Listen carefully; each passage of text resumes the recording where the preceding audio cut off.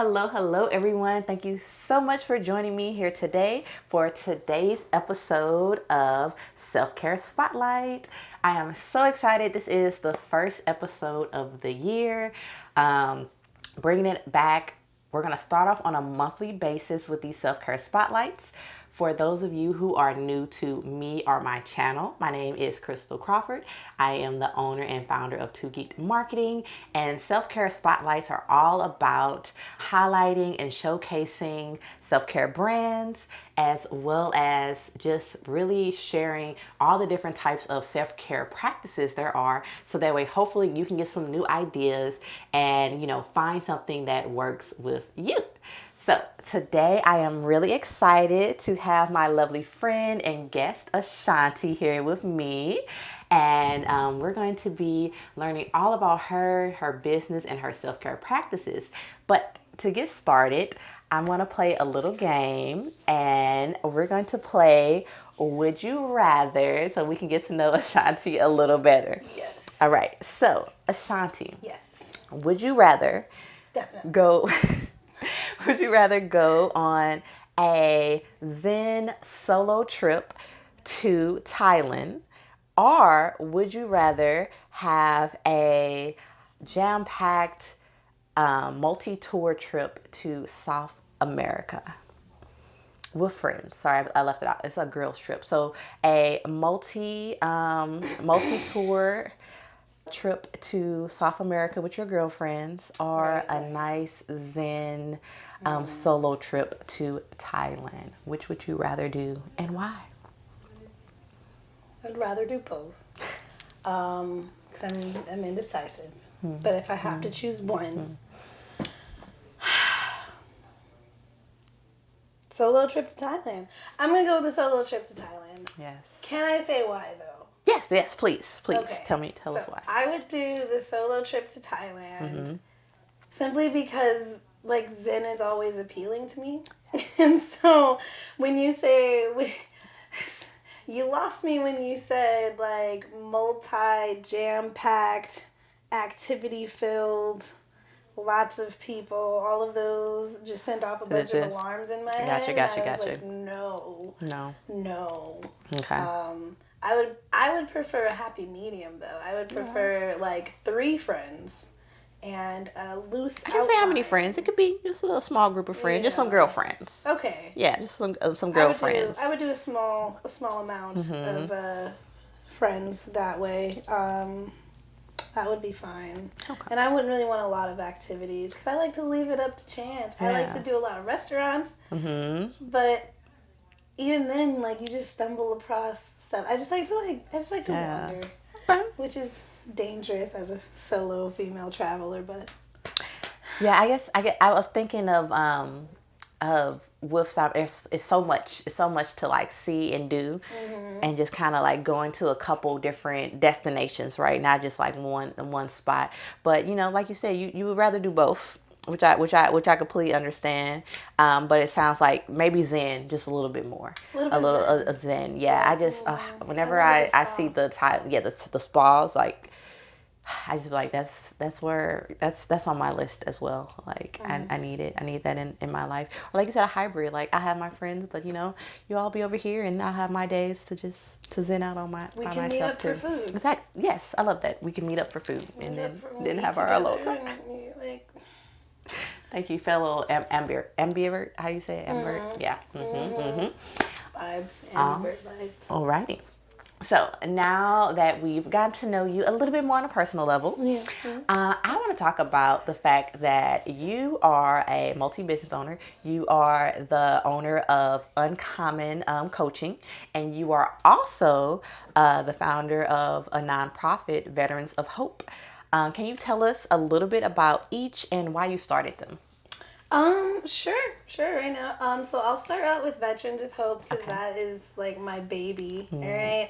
So a little bit about me. I am a veteran. And when I was getting out of the Navy, when I was going through that whole process, I really I felt like there just wasn't a lot of help for me in that particular time.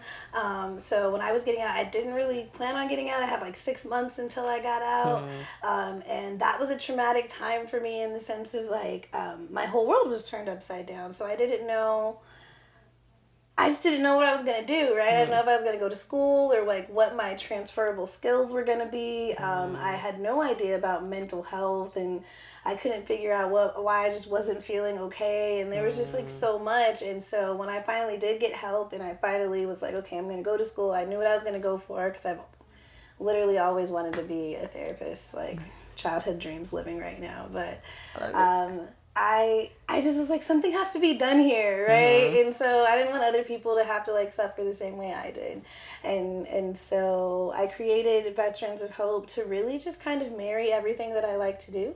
Mental health, travel, helping other veterans, putting it all together. Okay. So the whole focus of Veterans of Hope is really just to provide psychoeducation to our veterans that are transitioning active duty, or you're already a veteran, right? And then pairing them with working with different organizations in the community to find purpose through service. Okay. So kind of just like, here's what's going on, here's what anxiety looks like from a real standpoint of view, right? And then also let's give you some purpose through service, connect you back to community, and really start healing like that moral injury part. And so I just noticed that there was a lack of education and really support, and so Veterans of Hope is really wanting to provide that.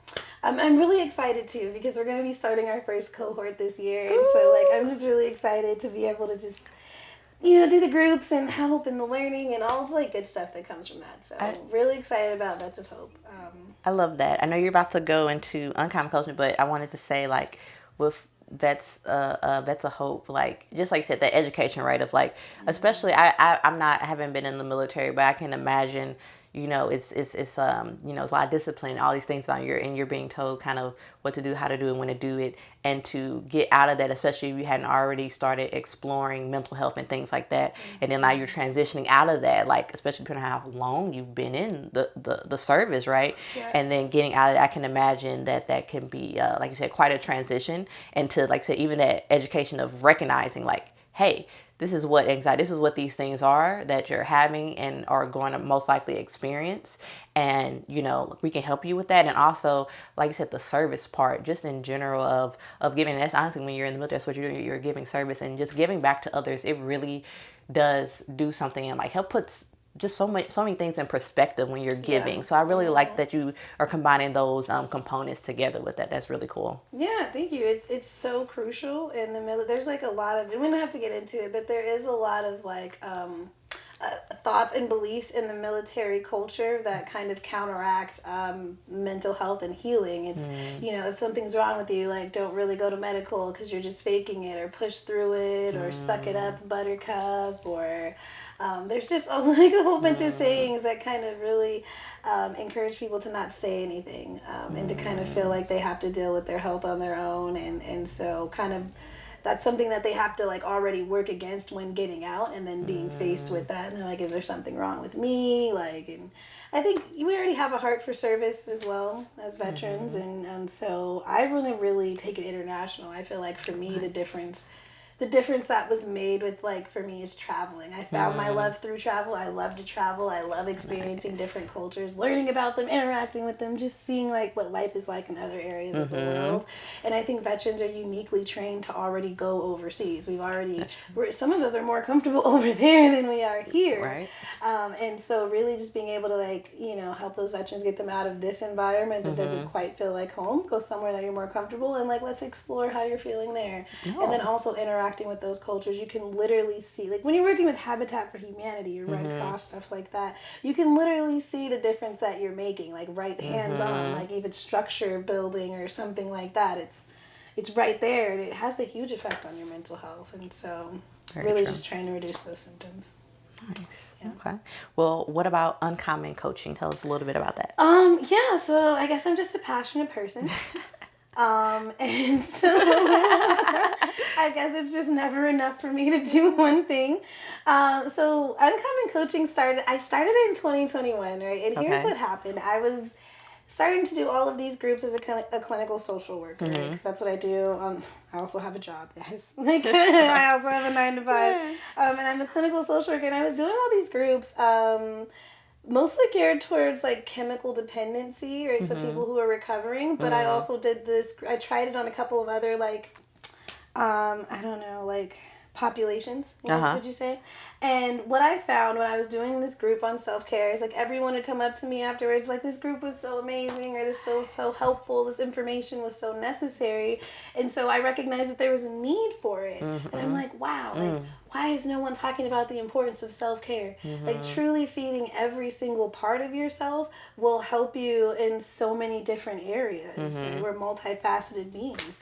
And so I wanted to put together a course as far as like starting, you know, for helping people improve their self-care. And that kind of led me to like, okay, well, how can I just coach people through this particular time, right? And there's so much more into it, and it just really is the base of your whole life. So I was like, well, I do already have the degree, you know what I mean? I've already I've already got a master's in adult mental health and wellness. So like, why not also coach people on the side? It's different than doing therapy, which I also do. But coaching is just a vehicle that really helps like get in there. Like, here's how we get you from point A to point B. And like, how can your self-care help you maintain that once you get there? And so I just really love seeing like the difference it makes in people, like when the light bulb goes off and they're like, oh, like, I am like worthy of being a priority. Like, I love that moment. And so that's what sparked Uncommon Coaching, and that's what we really aim to do, is give people those tools to really take on their life and be happy regardless.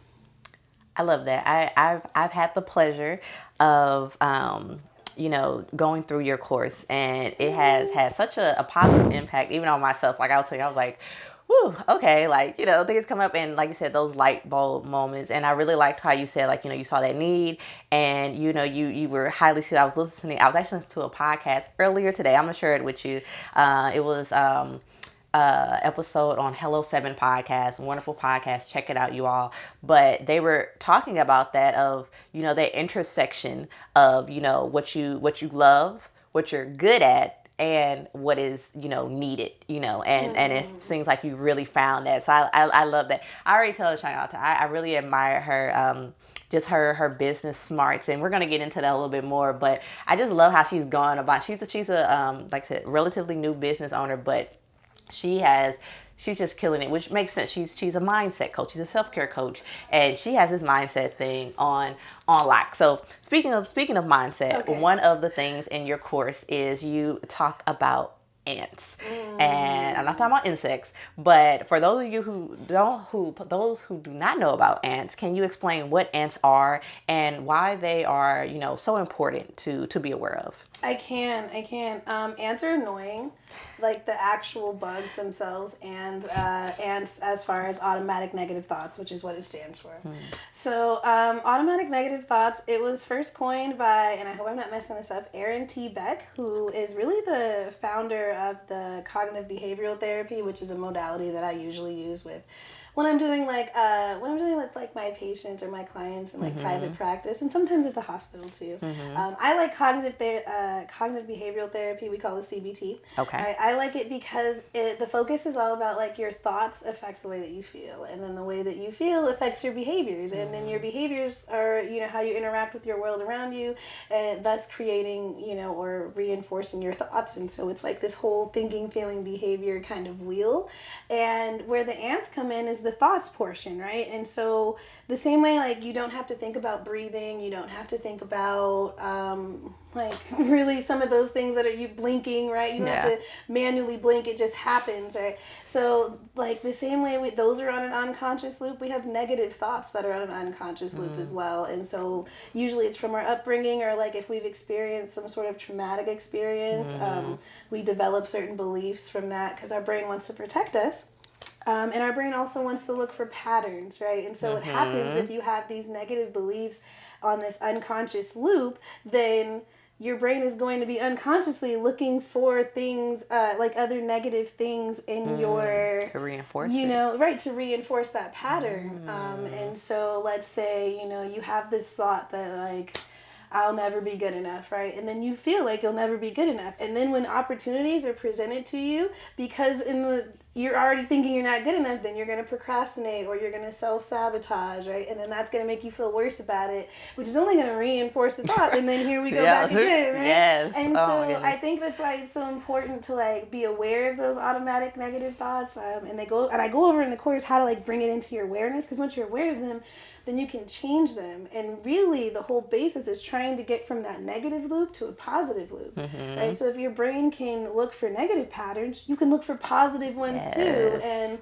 law of attraction, once you start looking at positive things, more positive things come into your life. That's really what it's all about. I love that. Like that right there, they just really changed the game. So you curious, so like, you know, you talk about ants, I'm sure you've had your own ants, right? Throughout the years. So is there I want you to talk about, is there an ant in particular that you experienced that either you were surprised by, or you just found really challenging in general to overcome? And what was that? Oh man, like so many. Like how much time do we have? Because like I've experienced we have time for what? No. we have time for just one. We're not gonna go into it. Okay. No, I feel you. But yes, is there one particular I'll share which one like I've overcome like more recently, or that I'm still. So I feel like the thing with these automatic negative thoughts, right? The belief is just a thought that you continue to think, and so sometimes that comes from like outside stuff, like our parents or what we've seen growing up, or just what we've taken in from our environment. So there's so much to like fight against when you're trying to really create your own reality. Right. But right before we dive into that, right, I would say the one that was most challenging, but also like the most rewarding to kind of uproot is after I realized, like after I got divorced, because I've been divorced. After my divorce, I felt like I was unlovable. And that I didn't really deserve to be loved again. I had this whole belief that like you got married and you found love, and because you messed it up, you're never going to find love again. Or, and that protected me in a way when I was healing, because it helped me focused on, maybe other activities, or is like healing, and like, well, if I don't deserve love, then I'm just going to throw myself into all these other activities. Versus trying to find getting in a relationship too soon. Versus getting to a relationship too soon. So that was helpful. But then I realized when it came time, I was like, well, I do actually want another relationship. And I couldn't figure out why it wasn't always working. And I'm like, am I self-sabotaging? Like, is it me? I feel like if you're at any point in self-awareness, like at some point you gotta be, is it me? Yes, you do. It can't just be everybody else. Yeah, like at a certain point you gotta be like, okay, what's going on? Is it me? What's happening? And so in that uncovering process, I realized like, I really don't believe that I deserve it. So my brain's not even looking for opportunities for people that can like love me the way that I deserve to be loved, because I don't even believe that I deserve that. And so first, like giving that, I had to like give that to myself. I really had to like, my favorite way of like dispelling any of these ants is doing affirmations. So if you go to my place, I always have sticky notes everywhere, because I'm just trying to train my subconscious to like stay on track. That's so smart though. That's so smart. And so I had to really uproot that, and I had to be like, you were worthy of love simply for being. So I don't have to try to earn love. Right? My accomplishments are not how I earn love, right? I am worthy regardless of what I accomplish, right? Regardless of my success, regardless of whatever, I'm worthy of love. And I'm deserving of reciprocation. I really had to train myself to be like, okay, like regardless of what happened before, you are lovable. And I realized that once I trusted myself enough, and once it really started to become a belief, right, I was able to open myself up to more love and like just loving friendships, right? Friendships that were encouraging, that were trustful, that were loving. I'm still single, but I feel like that's more because I'm now more selective about like who I'm gonna allow into my life, and really like what I want that to feel like and what I want that to look like. And it's not because I want to self-sabotage now. It's because I know that I now know the love that I deserve. And I think that's so huge. And I think that self-care is so important because you get to really explore those ants and see how they're limiting you and see how, like, maybe we are, like, the only thing in our way is us. We are the only thing in our way. So, like, the more you can figure out what it is that you're doing to attract those situations or stuff into your life, like, the more we could change it and get on. You know? True. Yeah. So. I love that. Well, thanks for sharing that. Thanks for being so vulnerable with us. Wow. So we're going to get into our self-care portion of this now that we've learned a lot more about you, your business, and what you do, which is my favorite part, which I'm really excited about with you because, of course, like, you're a self-care coach, you're a mindset coach. So this will be fun. So to start, I want to know, how do you, what does self-care mean to you? And what are some of your favorite self-care activities? Oh, okay. Love this one. All right. So, first of all, I have to first say that self-care, the dictionary, Webster's definition of self-care does not work for me. Okay. It's basically to care for oneself. And what does that mean? Like, what does that mean?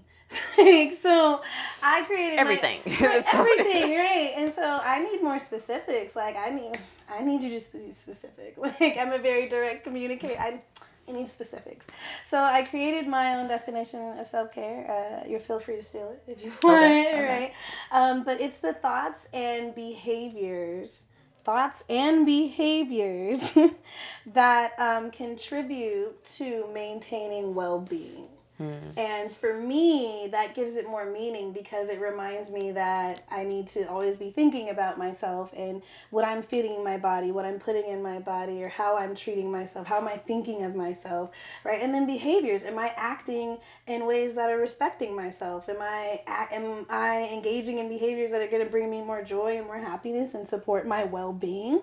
Or is this behavior something not in line with my well-being? And granted, I'm not perfect. But, at least now I can do, like, the cost-benefit analysis of that, right? And that's for me to decide, right? Self-care, what works for us, and where we see ourselves. So some of my favorite self-care activities, right? Because I won't go with, like, everything that I do. I like to think I'm a very spiritual person. Okay. And so I like to dabble with my tarot cards and my crystals, and I journal, and all of that's kind of like to help maintain. But if I really want to spice it up, I'll go on a hike. When the weather's right, I'll go into nature. But I don't like bugs. I cannot stand bugs. I don't like spiders. Anything with more than 4 legs or less than 4 legs, like, we're really not working out. And I really don't do lizards either. Anyway. Okay. So I can see the outside. It's like you want the outside, but, like, not the rest. Not. Yeah, gotcha. The critters, not the critters of outside. And I know they live there too. It's all whatever. I'm just being honest. But my nails, I love getting my nails done. So gotta add that in there. And I always get compliments on my nails, and I love it. Yes, like, your nails always are on point. Yes. But I love, like, I love, like, being able to, like, artistically express that way. So I have a few different, like, favorite things I like to do. But my all-time favorite one is just cuddling with my dog. Honestly, like. She just releases so many endorphins, and she's so cute and soft, and I just I can't take it. So that's like that's instant a great one. relief that's right a good there. One. Yeah. Mm-hmm. That's you have that just at your house. That's an awesome thing to have. This makes me want to get another.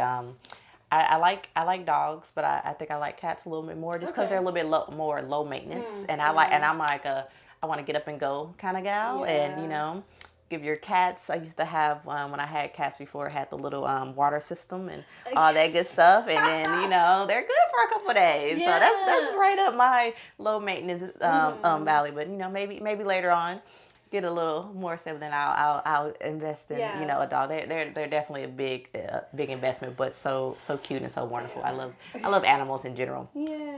So I want to know, how do you going back just a little bit of the biz, a little bit on the biz side again. Let's do it. How do you, as someone who has self-care as, like, the cornerstone of your business, right? How do you prioritize all of that and do your bit. You have your business, you have your job, you have your nonprofit. How do you prioritize self-care and do it all?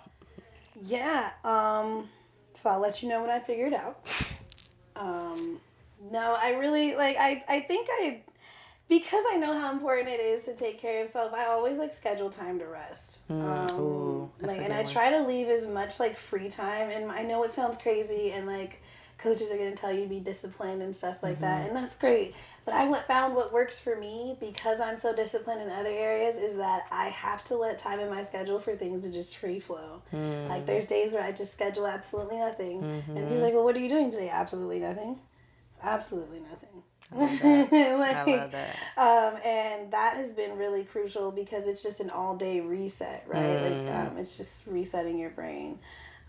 So I really like to do that. And then I also found, as far as like with handling the businesses, because I do, part of self care is also understanding like what you're good at, right? It's understanding your strengths. It's understanding like this is what I'm amazing at, and this is what I know I can get done for sure. And with a business, like I am not amazing at everything. And I am okay with admitting that, and that's fine. That doesn't make me a lesser person. I'm a new entrepreneur. There's a lot of things I don't know, but I can pretty much know like I want you to teach me the basics, but if somebody else is great at it and it's what they enjoy doing, I'm going to let that bring in your joy. I would much rather like get a bunch of business funding and then allow others, to just really do what they do best. And so I learned early to just delegate. That's what I'm doing. You know what I mean? That. Like, amazing Crystal over here is great at content repurposing, right? But you're good at it.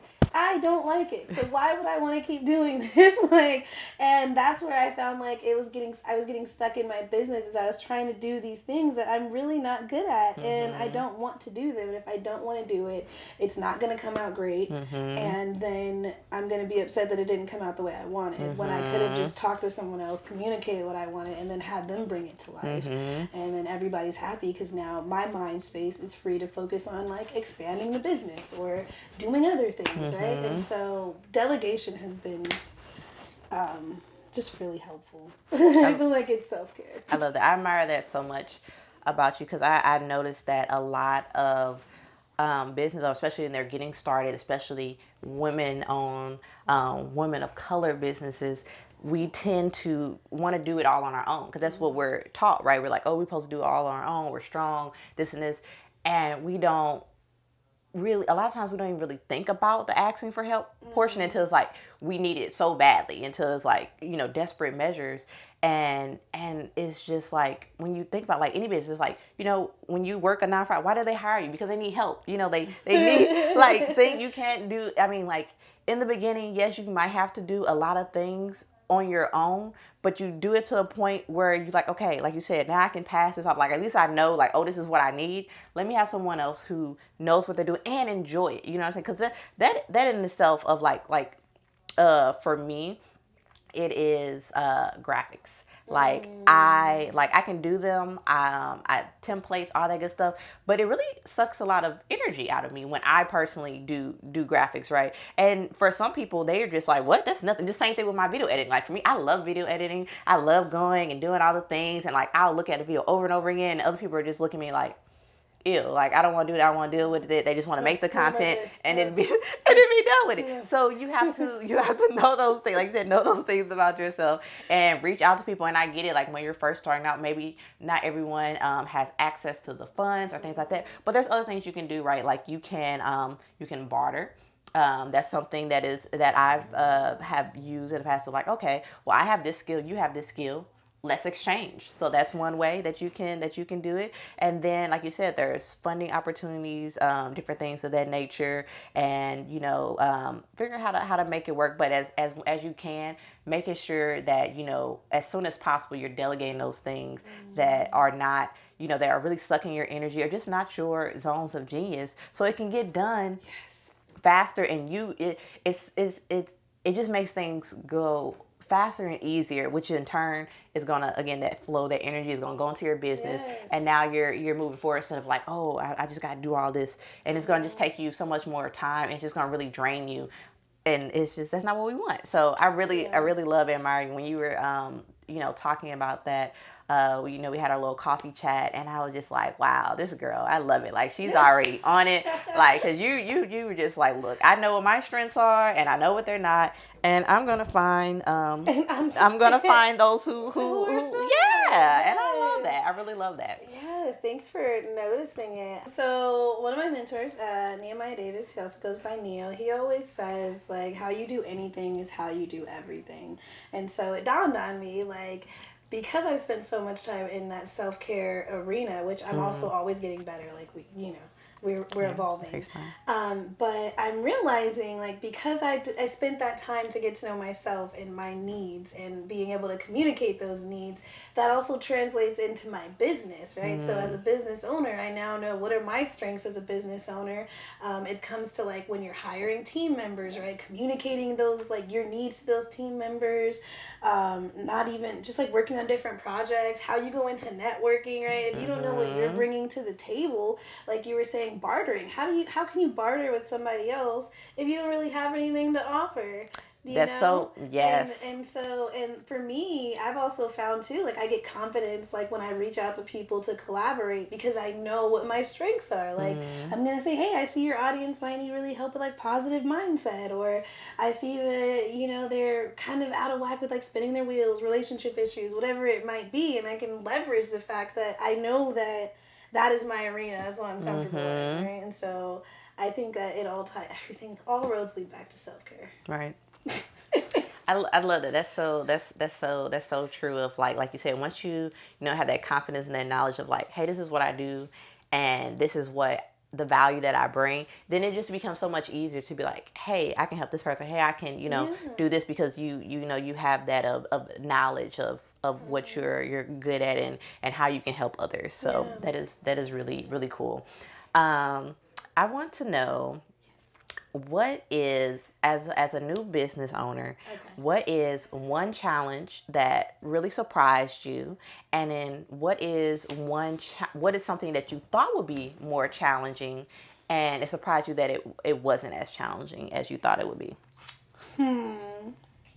So it's something that is challenging, and what's something that's not as challenging but I thought would be challenging? Yes.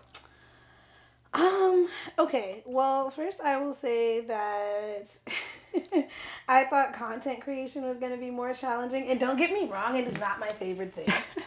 It is not my favorite thing. But I have learned that it's fun to kind of, like, and obviously, like, I really, big shout out to you and your help, right? But, like, when you're, like, brainstorming ideas and you're getting excited about it, and you're like, oh, I want to teach people about this, or I want to teach people about this, and you're like, oh, I know this, and I know this, and, like, that part's so exciting for me. Or, like, oh, I can try this way to convey it this way, or show people this.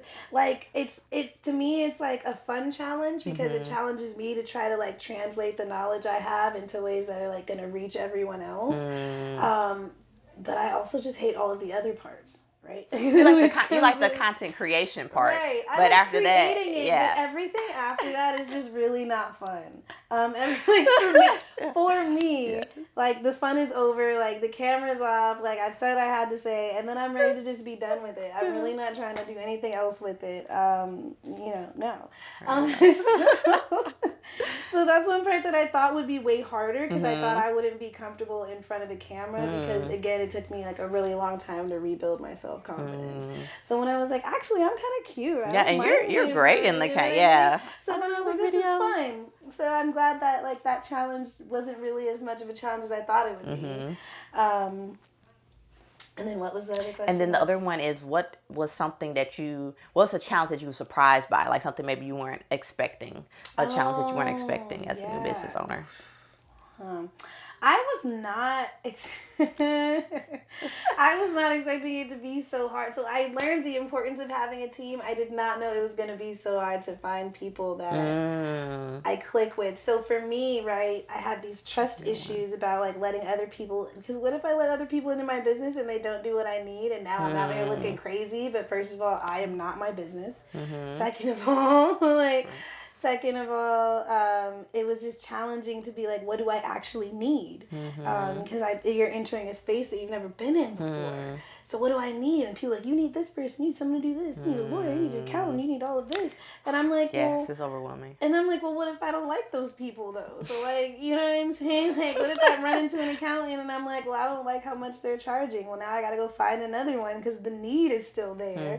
But now it's like sifting through everything that's out there and finding someone that like works for you. It's like trying to find a therapist, but like instead like a whole team. Yeah.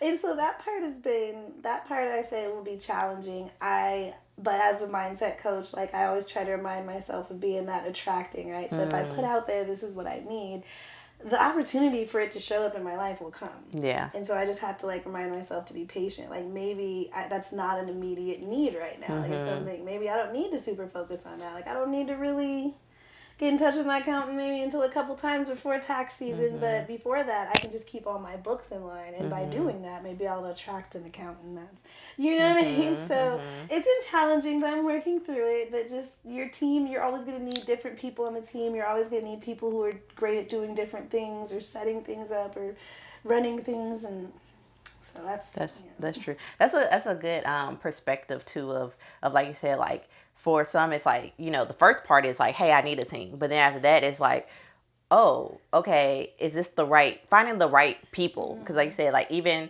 regardless if that's, you know, finding someone for your budget, regardless that's fine, like you said, someone you click with too, because this is your business, especially starting on, like you're really going to be engaging with these people, and you know you want to find people who you know have similarities, but also like they need to do their role, you know, and then you're managing people, so that's definitely a different approach if you're not used to managing people as well. So it's definitely its own, like that's level 2. Like it's like cool, right. You know, you tell yourself like, yeah, I need a team, and then it's like, oh yeah, now I have to like find and manage these people. Right. Like that's a whole, you and know, another thing. Yeah, right. Like, you know what and I mean? each time you have to give away more and more trust and time, because you, as it grows, you literally cannot do all the things. You literally have to trust your team to handle the things and to take care of the things, so you can focus on, you know, your zone of genius. So true, so true. And I will say that I feel like I've been lucky, and I don't even like, I just, again, maybe I attracted it, right? So I have to start owning the things that I have called in. But with the nonprofit, I was like, I no idea how to start a nonprofit. Like, how do I start a nonprofit? What is that? And no one in my inner circle has ever started a nonprofit. Yeah. Right? So it seemed like it was crazy. And then it just so happens my COO and I went to Point Loma together. And he remembered that I had mentioned it as a one-off idea one time. Yeah. And had just happened to contact me right as I was really getting serious about doing it. And he had brought in experience from a nonprofit that was starting up that he had just helped with. So he came in with this knowledge that I needed and really helps like get the momentum going with that. And so now I don't feel like it's just me in that. So it's small, but it's not just me. And like, you know, we meet up, we develop that like friendship, that working relationship, like, and that's the beauty, right, of like when you're starting off as a business owner, I think, is making those connections at the beginning. And it's humble enough to know that we're starting, like the people you're starting with are also starting from the beginning too, and you guys get to grow together. Yes. And that collaboration is amazing, and I like it. I'm here for it. It's amazing and so important, because you know you're gonna, as you rise, they rise, which is that way, you know, you have someone to celebrate with, because I hear a lot of people talk about how, you know, how it can get long, especially again if you try to do everything on your own, and then you reach this point and then it's like, all right, like who, you know, you didn't really take anyone with you, not that it's your, you know, your job to like force people to come up, but like having that people who are also, you know, are in that same mind frame, who will also have that drive to, you know, do the things. So that way, as you all elevate, now you can do these new amazing experiences together. Because like, you know, if you still only have your 9-to-5 friend, you're like, hey, it's Tuesday, I'm trying to go boat, you know, head out the country real quick, go to Mexico real quick, and they're like, I can't we can't do that. Yeah, like I'm like, hey, let me just get my laptop and let's go, you know, like so yeah, so I love that, and like you said, just kind of really forming those connections, because also it's like a lot of times, like you said, you just don't know of how you talking to someone and who they may mention you to, and it's beautiful though. And like you said, and it attracts, like you said, of just like the chances that like, oh, I just got done working with someone who just got done starting, like, cause that's exactly like you said, exactly of the space, and it's fresh for them. Like, hey, I just did this similar situation, and now I can help you with that experience and knowledge. And that's just beautiful. I love it. I love that. I do too. I love good quality people though. That's the ones that you want to find. And so I feel like I've been attracting more of that. Like I got connected with you, and then I got connected with someone else, and like I'm sure that I kind of just trust that like everything I need is just gonna somehow find its way to me as long as I get in those rooms. So maybe that's the crazy part about like manifestation, right? It's like you're really trusting in this unknown. You're just really trusting that like everything is gonna work out. Trust that, yeah, that's the trust is huge. Yeah. Trust is huge. And then I don't know, I know I'm not supposed to touch on like extra stuff, but I do have to throw out there like trust is huge, because I've been really working with like some of my clients on this. Is just that when we experience like a trauma or something traumatic happens to us, right? And that might be a breakup, it might be like a first responder, like either way, something traumatic happens and you lose that trust. Like we're constantly like, when we're dealing with anxieties, we're looking for that sense of safety, right? Because the known is comfortable and anxiety is the fear of the unknown. So it's finding that trust. Like if you can create that safe space for yourself, either it's like by the way that you talk to yourself, the thoughts that you're telling yourself, or like good feelings that you can like go and hold on to, or just your environment, like having a safe space, that works wonders, because it's teaching yourself to trust again. And like once you feel safe in your own self, in your own body, then you feel like safe enough to interact with the world. Because if you have to retreat, you have you, right? And if I can trust myself, then I can trust myself to make smart decisions when it comes to the people that I work with, or I can trust myself to hire the people that are going to be in line with the vision for my team, or I can trust that I can make new friendships because I learned from the old ones, and in this one maybe I'm cautious about it, but I trust myself enough to know that I'm not going to let anybody in my life that's going to do me wrong. That's I trust myself enough to know I can release anybody in my life who's going to do me wrong. Right? That trust allows you to interact with the world, and then you can really flourish. So just want to throw that back. I love it. Okay. All right. Let's transition back into a little bit more of the self-care questions. Just a little bit. No, it's fine. I went a little out of order, but it's okay. Like I said, it's been a while since I've done one of these, but I'm so excited to have you to launch it back off with. So, we already talked about, how you define self-care, your favorites. I want to know how or when did you start intentionally practicing self-care, and talk a little bit about what impact that made on you. I think you kind of touched on it earlier, but just right and direct, like again, what made you, when did you realize like intentionally like, hey, I need to practice self-care, I'm gonna do this, and then what kind of impact did that have on you? So that one's a big one. So for me, I was put in a position where I had to learn self-care. As in, like, I felt like everything else in my life was falling apart, and I didn't have a choice but to learn self-care. And I feel like, the life has a way of like putting you in situations where like, if you don't learn the lesson, you're gonna put in a situation where you have no choice but to learn it. Facts. And so that's what happened to me. Like I felt like all these bad things happened at the same time, right? Like I got divorced, and then I graduated with my bachelor's degree, but then I also lost my best friend in the whole wide world, and then I lost all of my friends like with the divorce, and I was like, my whole life is crumbling. Like what do I do? And I realized in that like I wasn't really caring for myself. I didn't know what brought me joy. I didn't know how to self-soothe. I didn't know how to regulate or anything. And so that's when I started getting intentional about self-care. And so I had actually run into this girl who's like, she was like an alternative like healer. I think she was like a Reiki master or something like that. I ran into her in a nail shop, but something randomly just told me to talk to her and ask her what she did. So I did. And then she told me that. And then she was like, yeah, you should book a session. So I booked a session with her. And then that's when I really started getting in touch with just like my body and some alternative healing, learning about Reiki. different stuff like that. And that kind of just started me on my self-care journey from there. And so it was really just me being put in a position where I had no choice but to not only learn myself, but to care for myself from the bottom up. Because then I really felt like it was just me. And I was like, well, I guess I gotta learn how to like me.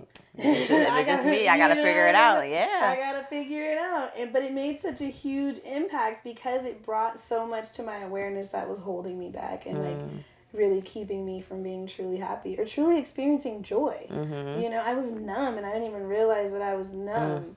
And that was such a huge breakthrough, and like really uncovering that and detangling everything that goes into that. I mean, it was so much soul work that had to be done. And I just want to really help people with their self-care before they get to the point where they don't have any other choice. Yes. Because that's it's such a long road when you're there. Yes, but still possible. Definitely possible. Yes, but it is.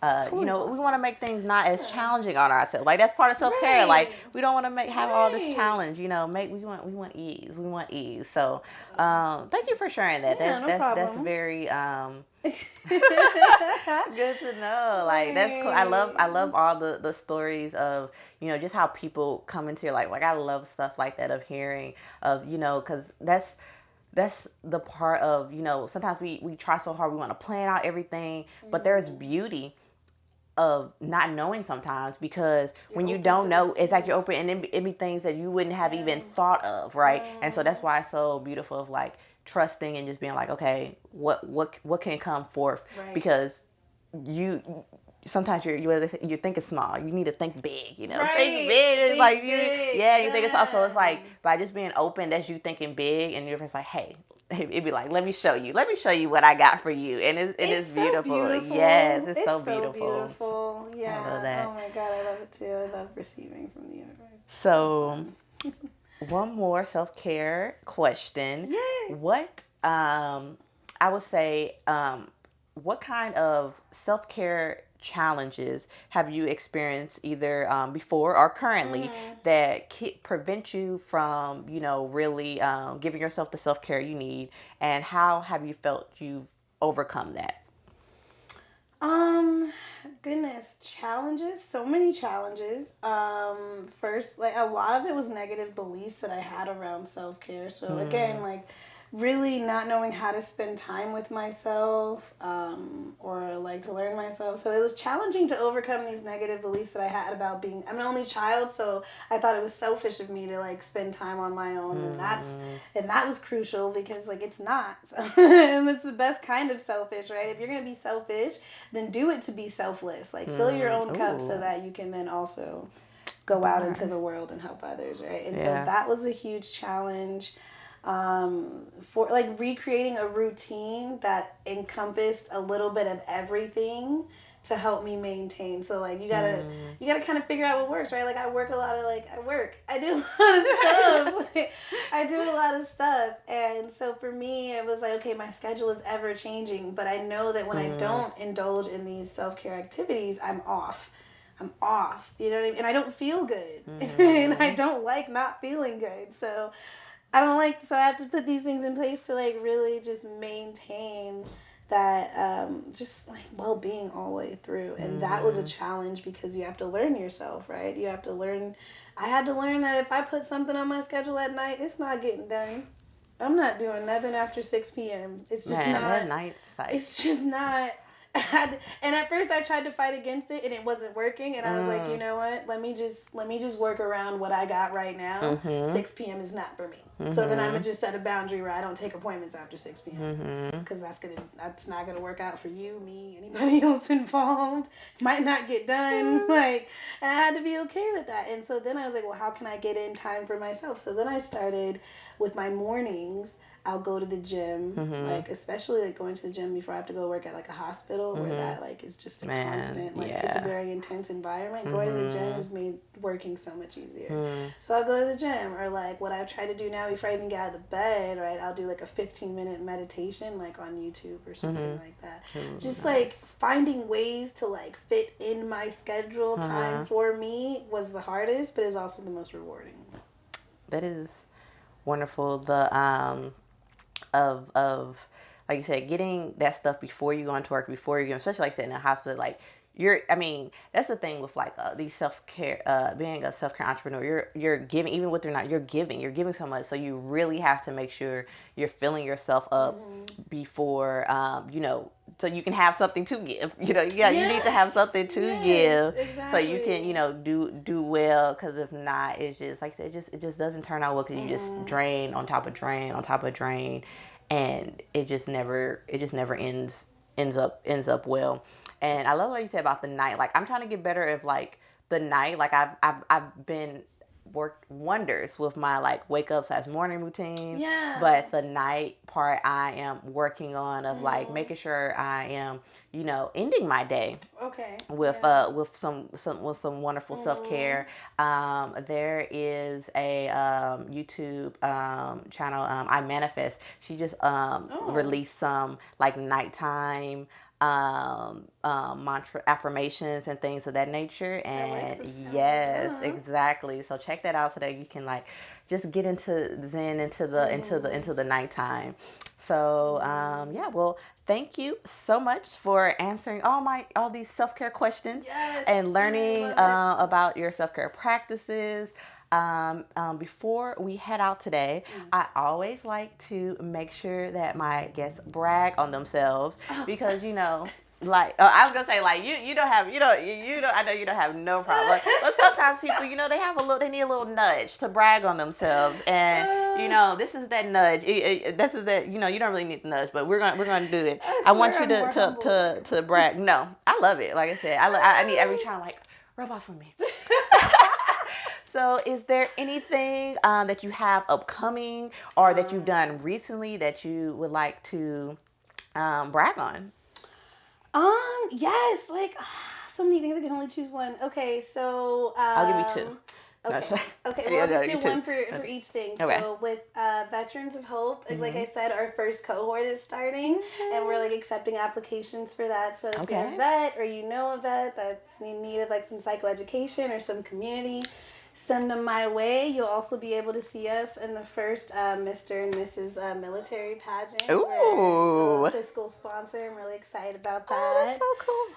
And then with Uncommon Coaching, so I'll be opening up for personal coaching spots soon. I haven't decided when I'm going to open it up yet, but I am going to allow the self-course to be released, the self-care course to be released, and I feel really good right now. And so I guess anyone that's listening, anyone that's a part of your show, you can DM me self-care and I'll do a discount for the self-care course. Okay. But only for people who are listening, for your listeners specifically. Okay. Because I appreciate you having me and just like you giving me the platform to talk about self-care and how important it is and just to like share. I'm excited about it.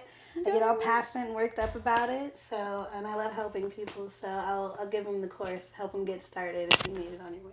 I love that. Well, thank you so much for offering that discount. If you would like to get in touch with Ashanti on social media and DM her so you can get that discount on that self-care course, you can find her at _uncommon_social worker. And then if you want to check out her nonprofit, Veterans of Hope, you can find that at Veterans of Hope on Instagram as well. Yeah, it was. Yes, I think it's at VETSOFHOPE. There you go. That's where you find it. And I also will make sure to include that into the description so you can just easily just click the link. So we'll make it easy on you. Yes. Well, thank you so much, Ashanti, for joining me today. It's been so great spotlighting you today. And yes, thank you all so much for coming and watching. Until next time, have a wonderful day. And yeah, we'll see you soon. Hi.